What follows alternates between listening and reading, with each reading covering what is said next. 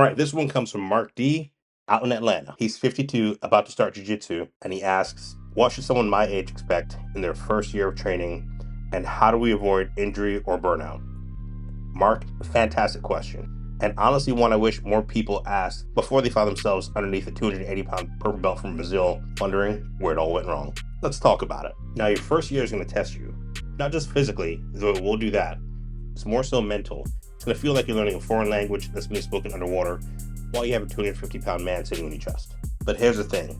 It's going to take you back to the younger you.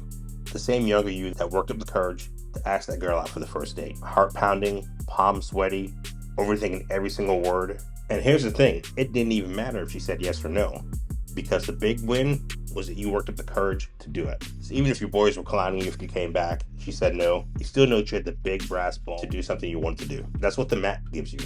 Some days you'll get smashed.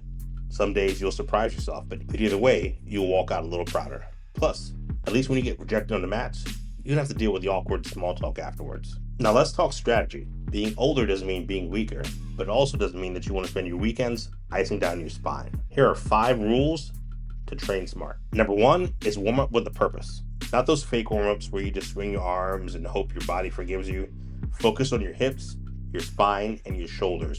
Think mobility, not punishment. And without delving too deep into it, understanding that mobility is different than flexibility. Most people talk about being flexible, and what they really mean, especially as you get older, is having a degree of mobility where your joints have a healthy range of motion. Not that you can bend your spine 180 degrees. 2, play the long game. While it's really tempting to get into an ego battle with that 22-year-old former high school wrestler that doesn't have a day job, what are you really going to win besides an ice bath and some ibuprofen? Look, you're not auditioning for the next Cobra Kai. Nice shirt. Thanks. I'm joking, it sucks. You're trying to train for longevity. And a little tip that I like to suggest for people that are just getting started for my white belts is, if you're rolling with somebody and you feel absolutely wore out after you roll, chances are that they use strength and you use strength to counteract that, and you wore yourself out. So they're probably not a good partner to get started with immediately. But chances are, if you feel like you have a little bit left in your tank after you roll, they probably use a good amount of technique to control you. That partner is probably a good person to train with regularly. Number 3 is roll with control. Find partners who use technique and not chaos. Avoid rolling with that guy that drinks energy drinks between each round and calls everybody brother. Number 4, tap early and tap often. There is no shame in tapping. In fact, tapping is your body's natural way of saying, hey, let's not spend the night in the emergency room. Number 5 is strength and mobility work. Do your homework. Twice a week of functional strength training and mobility work can turn you from the old guy on the mat to the silver fox. Who wouldn't want that? To everyone like Mark, you didn't start this journey because it was easy. You started because it meant something. Whatever your reason, know that you belong here. You're not behind. You're just on a different journey than the person that's beside you. The kind where wisdom meets pressure testing. Maybe you want to protect your family.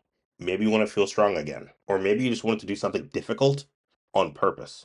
And hey, if you can survive your first year of jiu-jitsu, you can survive the upcoming family reunion that you are thinking about ditching out on. And if this helped even a little bit, hit that like button and subscribe for more real talk about training, mindset, and staying dangerous in your 40s and beyond. And if you've got a question like Mark did, put it in the comments below or email me directly. My email will be in the descriptions. Who knows, you might end up in the next video. Peace. Now it's time for some B-roll.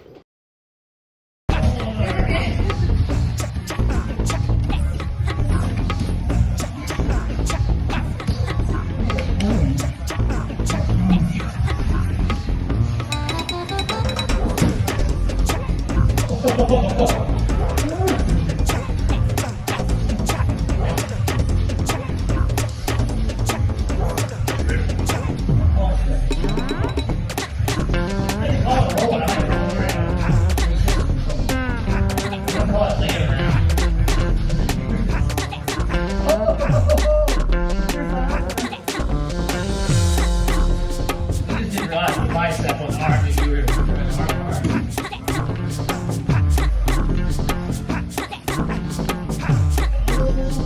arm.